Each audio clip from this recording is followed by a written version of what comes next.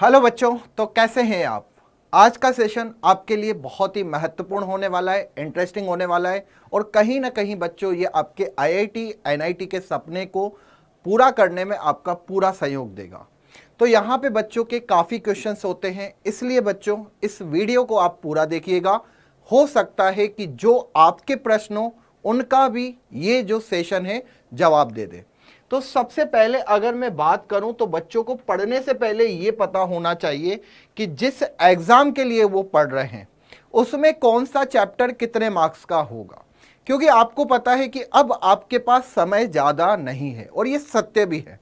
मैं आपको डरा नहीं रहा हूं, बस समझा रहा हूं, अवगत करा रहा हूं आगे आने वाली समस्याओं से। यहां पे सब सारा पूरा खेल होता है बेटा किसका, समय का। और मैं मान के चल रहा हूं कि हमारे पास अब जेई 2024 के लिए मात्र 6 मंथ है, जिसमें हमें जनवरी का सेशन देना है। तो यहां पे बच्चों का ये क्वेश्चन तो ठीक है कि सर कौन सा चैप्टर कितने मार्क्स का आएगा ये आप बता दीजिए, लेकिन इसके अलावा भी ऐसे महत्वपूर्ण प्रश्न होते हैं जो बच्चे पूछते हैं और बच्चों का पूछना बिल्कुल जायज है यार, बच्चों को पता होनी चाहिए ये चीजें। तो आज बच्चों में इन्हीं प्रश्नों पर चर्चा करने आया हूं।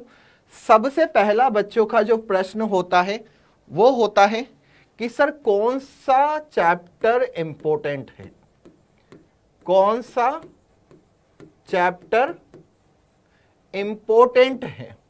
इंपॉर्टेंट का मतलब सर वही पढ़ेंगे और पढ़ने की जरूरत नहीं है, तो कौन सा चैप्टर इंपॉर्टेंट है सर, पहले तो आप ये बताइए। इसका मतलब कि कौन सा हमें पढ़ना चाहिए। सेकंड बच्चों का क्वेश्चन होता है 11th पढ़े या फिर 12th का पढ़े।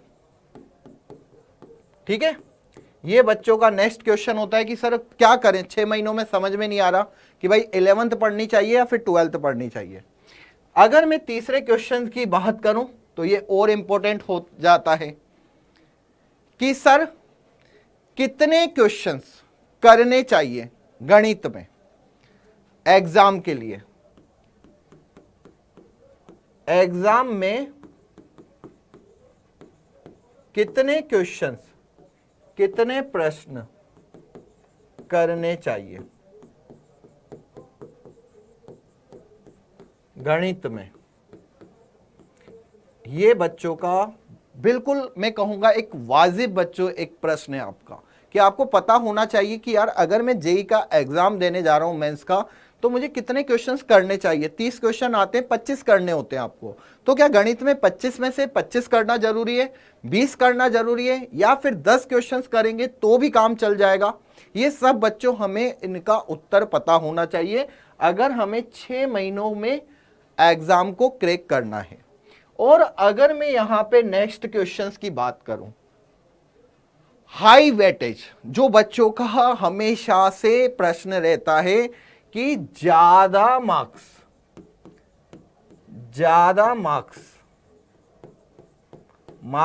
के चैप्टर। अगर मैं यहां पे बात करूं ज्यादा मार्क्स के चैप्टर मैथ में कौन से हैं, तो यार सबसे पहले बच्चों अगर मैं आपको बताऊं तो मैं इस प्रश्न का उत्तर सबसे पहले दूंगा, तीसरे वाले का, क्योंकि ये जो प्रश्न है वो बहुत ही जरूरी है। बच्चों को पता होना चाहिए कि अगर बच्चा जेई मेंस में गया है तो जेई मेंस में उसका सब्जेक्ट वाइज जो नॉलेज है वो क्या क्या लेवल का मैटर करता है, क्या क्या लेवल का होना चाहिए। तो यहाँ पे बच्चों आपको पता है कि केमिस्ट्री कहीं ना कहीं आपकी काफ़ी ज़्यादा आसान आती है। मैं कहूँगा एनसीईआरटी लेवल पे आपको अगर केमिस्ट्री करके जाते हो, बुक्स को पूरा कंप्लीट करके जाते हो, तो आप 20 से ज़्यादा क्वेश्चंस कर लेंगे। अब बात आती है फिजिक्स या मैथ की। तो यार बच्चों आपकी अगर फिजिक्स काफ़ी अच्छी है तो मैथ से आपको डरने की ज़रूरत नहीं है। बहुत कम अगर आप चैप्टर करके जाते हो तो भी आपका सिलेक्शन 100% होता है। मेरा यहाँ पे मानना है कि बेटा आपको मिनिमम 12 से 15 क्वेश्चंस करने चाहिए। मिनिमम तो मैं कहूँगा 10 क्वेश्चन, ठीक है।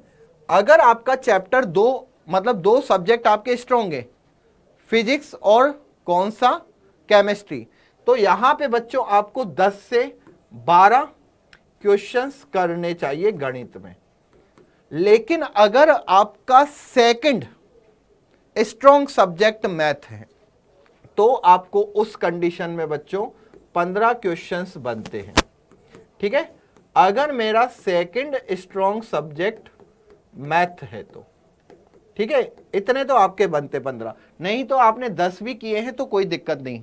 आपको मैं ये सच बता रहा हूं बच्चों, 10 से 12 क्वेश्चन अगर आप करके आते हैं सही तो आपका सिलेक्शन हो जाएगा, 200 प्लस मार्क्स आ जाएंगे। 20 से प्लस अगर क्वेश्चन आप केमिस्ट्री में करते हो, अगर आप 15 से 20 क्वेश्चन बीच में अगर आप बच्चों किस में करते हैं, फिजिक्स में करते हैं, और 10 से 12 क्वेश्चन अगर बच्चों आप मैथ में करते हैं तो लगभग 45 क्वेश्चंस आपके हो जाते हैं। और 45 क्वेश्चंस का मतलब 180 मार्क्स। 6 मंथ में 180 मार्क्स लाना मतलब 99.12 या मैं कहूंगा 25 परसेंटाइल लगभग होती है, जो कि काफी अच्छी होती है। ठीक है, अब यहां पे बात आपको समझ में आ गई कि 10 या 12 क्वेश्चंस का या फिर 15 क्वेश्चंस का खेल है, आपको उसी के लिए पढ़ना है। अब यहां पे बात आती है सेकंड कि कौन सा चैप्टर इंपॉर्टेंट है। तो इसके बारे में बच्चों यहां पे जो दोनों चीजें हैं ये बहुत महत्वपूर्ण है कि यार ज्यादा मार्क्स के जो चैप्टर्स होते हैं वही आपके लिए इंपॉर्टेंट है, तो उनको तो कम से कम आप करके जाइए। तो यहां पे मैं आपको सारे चैप्टर्स बताने आया हूं। और यहां पे आता है एक चीज, 11th पढ़ूं या फिर 12th पढ़ूं। तो आपको बच्चों जो चैप्टर अच्छा लगता है, आप ये मत सोचो कि अभी हम 12th में है तो 12th का पढ़ें, नहीं। आपको जिस चैप्टर में ज्यादा इंटरेस्ट है आप उस चैप्टर्स को पहले उठाइए, एटलीस्ट आप पढ़ाई स्टार्ट कर दीजिए यार अब। ओके, तो आपको ये नहीं देखना है कि 11th का पढ़ूं या 12th का पढ़ूं, मैं आपको एक सीक्वेंस बता रहा हूं कि आपको किस सीक्वेंस में पढ़ना चाहिए। देखिए, अगर बच्चों आप अभी 12th में हैं, यहां पे मैं आपको सबसे पहले बताने आया हूं कि आपके जो महत्वपूर्ण चैप्टर्स हैं वो कौन कौन से हैं। तो यहां पे बच्चों वेक्टर और 3D ये आपका बहुत ज्यादा महत्वपूर्ण है। वेक्टर 3D में से बच्चों आपके 3 प्रश्न आते हैं, मैं कहूंगा 3 से 4 प्रश्न, मतलब लगभग आपको 16 मार्क्स बच्चों यहां से मिल जाते हैं। अगर किसी बच्चे ने वेक्टर 3D अच्छे से कर लिया, वेक्टर से ही कभी 1 क्वेश्चन या 2 क्वेश्चन उड़ जाते हैं, 3D से 2 से 3 क्वेश्चन उड़ जाते हैं। तो मेरे हिसाब से 3 से 4 प्रश्न अगर बच्चों आपको यहां से मिल रहे हैं तो ये चीजें तो आपको छोड़नी नहीं है। कॉनिक सेक्शन, काफी बच्चों का कॉनिक सेक्शन थोड़ा सा वीक होता है, तो मैं इसमें कहता हूं कि अगर आपको करना है तो आप करिए, नहीं तो स्किप कर दीजिए, कोई दिक्कत नहीं है यार। अगर हमने कुछ चैप्टर स्किप भी कर दिए तो ऐसा नहीं कि हम सिलेक्शन से वंचित हो जाएंगे, हमारा सिलेक्शन होगा अगर हमारे बाकी चैप्टर्स में अच्छी पकड़ है। यहां पे बच्चों मैं आपको बताना चाहूंगा 2 से 3 प्रश्न आते हैं डेफिनेटली, जो कि आपको करीबन 12 मार्क्स दे जाते हैं कॉनिक सेक्शन से। और इसके बाद अगर मैं यहां पे बात करूं डिटर्मिनेंट्स मैट्रिक्स, ये आसान चैप्टर है, ये आसान है बेटा, इजी। अगर ये इजी चैप्टर है तो इनको पहले निपटा दीजिए। यहां पे बच्चों मैं कहूंगा ये भी इजी है क्योंकि यहां से कुछ फिक्स्ड है प्रश्न जो से बनते हैं। ये भी बच्चों यहां से मैं कहूंगा 2 प्रश्न आएंगे मैट्रिक्स डिटर्मिनेंट्स में, लगभग 8 मार्क्स। ठीक है, तो आपने बच्चों 4, 3, 7 और 2, ये 3 अगर आपने चैप्टर बेटा खत्म कर लिए तो आपके 8 क्वेश्चंस तो यहीं से हो गए। और यहां से बच्चों आपके 2 प्रश्न आते हैं, 2 प्रश्न लगभग आपको यहां पे 8 मार्क्स दे जाएगा। ठीक है, फंक्शन बेटा मैं यहां पे कहता हूं कि बेटा फंक्शन काफी बच्चों का अच्छा नहीं आता, तो बेसिक्स तैयार करें। यहां पे इसको पूरा पढ़ने की जरूरत नहीं है, 11th 12th बोर्ड का भी कर सकते हैं। 11th एंड 12th बोर्ड्स का लेवल का अगर आप पढ़ के जाते हो तो और चैप्टर में कम से कम अगर और चैप्टर्स में फंक्शन का यूज आ रहा है तो आप उसको कर सको। मैं कहता हूं कि फंक्शन पढ़ना डेफिनेटली जरूरी है बच्चों। अगर फंक्शन नहीं पढ़ रहे हो तो कहीं ना कहीं आप प्रश्नों से जूझोगे, कहीं पे GIF आ गया ग्रेटेस्ट इंटीजर फंक्शन तो आपको पता ही नहीं होगा, तो इसको तो करिए। ठीक है ना, बेसिक्स तैयार कर लीजिए, ज्यादा नहीं कह रहा हूं, इतना तो कर लीजिए। इसके बाद आ जाता है बेटा एरिया अंडर कर्व, AUC या समाकलन के अनुप्रयोग। एक प्रश्न बच्चों 100% आता है और आपको 4 मार्क्स दे जाता है। ये काफी इंपॉर्टेंट चैप्टर है जो हमें पता होना चाहिए। डिफरेंशियल इक्वेशन, आपको बेटा 2 प्रश्न यहां से मिलेंगे, मतलब 8 मार्क्स आपको यहां से मिलेंगे। बिल्कुल, तो मैंने आपको यहां पे ये बता दिया कि कौन सा चैप्टर से आपके कितने मार्क्स के प्रश्न आएंगे, कितने क्वेश्चंस आएंगे। ठीक है, कितने मार्क्स आपको कौन सा चैप्टर देगा, ये सारा इंपॉर्टेंट है। कम से कम ये वाले तो कर लो बेटा, जिसकी गारंटी 100%। यहां से क्वेश्चंस 100% आते हैं बच्चों। इसके बाद मैं आपको बताने वाला हूं कि कुछ ऐसे चैप्टर्स जिनको बच्चे डरते हैं करने से, 11th के हैं बेसिकली। अगर मैं बात करूं तो बाइनोमियल बेटा 2 प्रश्न 100% मिलेंगे, 8 मार्क्स। अब यहां पे आपको मैं एक बात बताना चाहूंगा, या तो बाइनोमियल द्विपद में से आपको 2 प्रश्न मिलेंगे, या फिर सीक्वेंस सीरीज में से आपको 2 प्रश्न मिलेंगे। ठीक है ना, लगभग इन दोनों से बच्चों आपको 3 प्रश्न मिलते हैं। और ये इंपॉर्टेंट है, बाइनोमियल से आपको 2 प्रश्न डेफिनेटली दिखते ही हैं। ठीक है, कभी कभी एक प्रश्न आता है, और एक प्रश्न कहां से आता है बेटा, जिसमें आपको घात 0 या x का गुणांक, जो भी x की पावर 3 का गुणांक बताना होता है, उसमें से प्रश्न आता है। रिमाइंडर में से प्रश्न आ जाता है। स्ट्रेट लाइन बेटा एक प्रश्न, इस पे इतना ध्यान देने की जरूरत नहीं है, आपको सिर्फ यहाँ पे 4 मार्क्स मिलेंगे। ठीक है, इसके बाद बेटा सर्कल एक प्रश्न, 4 मार्क्स। तो ये छोटे छोटे से चैप्टर आप कर सकते हो। कॉम्प्लेक्स नंबर एक प्रश्न, सिर्फ कितना बेटा, 4 मार्क्स। ठीक है ना, ये सारे के सारे एक एक प्रश्न देते हैं। टिग्नोमेट्री फंक्शंस एक प्रश्न आ जाए तो आ जाए, जरूरी नहीं है बेटा, ये 4 मार्क्स। और टिग्नोमेट्री इक्वेशन से आपको एक प्रश्न मिलता है, जो कि 100% बेटा यहां से आता है, लेकिन यहां पे बच्चों 50% चांसेस है इसके आने का। ठीक है, आ गया तो आ गया, अच्छी बात है।